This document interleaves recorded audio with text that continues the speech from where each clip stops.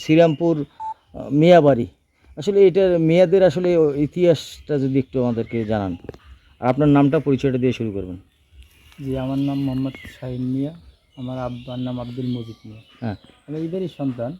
আসলে এটা ইতিহাস অনেক আগ থেকে আছে। যে আমরা যেটা শুনছি যে আপনার সাধারণত ওই যে জমিদার প্রথা থেকে এইগুলো ইতিহাস বিভিন্ন জায়গায় আমরা যে শুনছি যেন বই পুস্তকে বলছি জমিদাররা যে এক এক জায়গায় শাসন করতো। এটা একটা জমিদার বাড়ি ছিল। এদের আওতায় 56টা মৌজা ছিল আর কি, যেটা 56টা মৌজা তাদের আওতায় শাসন করতো। এটা বহু আগে, ব্রিটিশের আগের ঘটনা আর কি।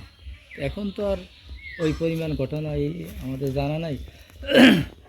তো পুরোটাই আমার বাড়ি পুরোটাই আর কি বিল্ডিং ছিল, এই উপরে ছাদও আসলে। এই জায়গাটা সাধারণত কূপ ছিল, ওই আপনার যেটা এত গভীরতা ছিল যে আপনার এটা কিছু চিনে দিত না। এখন যেমন বিচার কার্য করে বিভিন্ন জায়গায় ফাঁসি হয় সরকারিভাবে, তখন তাকে এই কূপের ভিতরে ফেলানো হইতো এই আর কি। এই জায়গাটাই সেই কূপটা ছিল। হ্যাঁ, এই জায়গায় কূপটা ছিল। এখন আর আর সেটা চিনে না, সুযোগ নেই। ওদের মূল তো আমরা যেরকম জানি ওদের নাম ছিল কালেখা আর জুলেখা। ওরা হিন্দু ছিল, পরে নাকি মুসলমান হয়েছে। মুসলমান হওয়ার পরে এই নাম হয়েছে।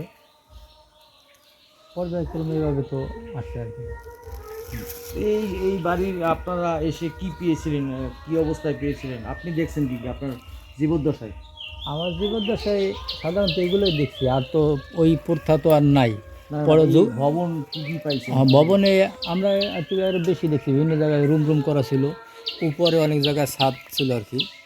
আমার বাড়ি পরিত্যাগ করে আসা হয় নাই।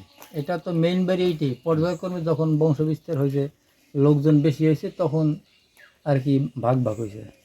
আর ওই মসজিদটাও অনেক আগ থেকেই হয়েছে। এখন কি অবস্থা, ওখানে কি অবস্থা? ওই জায়গায় বসবাস করে এখন বর্তমানে যারা আছে, বাড়ি ঘরে আর কি কেউ থাকে না, কিছু সামান্য কিছু লোকজন থাকে। সব বাড়ি ও বাড়িও থাকে, অল্প লোকজন থাকে, আর তো সবাই শহরে থাকে।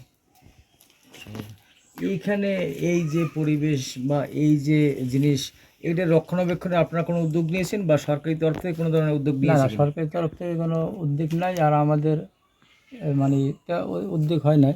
ওই বাগবা জমি বসবাসের জন্য যার যতটুকু আছে, আর বাকি এগুলো এভাবে পড়ে রয়েছে আর কি।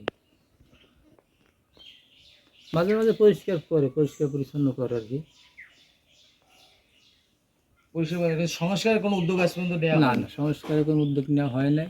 আর এগুলো সংস্কার করা সম্ভব না, কারণ বিল্ডিং আগে যে ছিল বর্তমানে এই ধরনের না।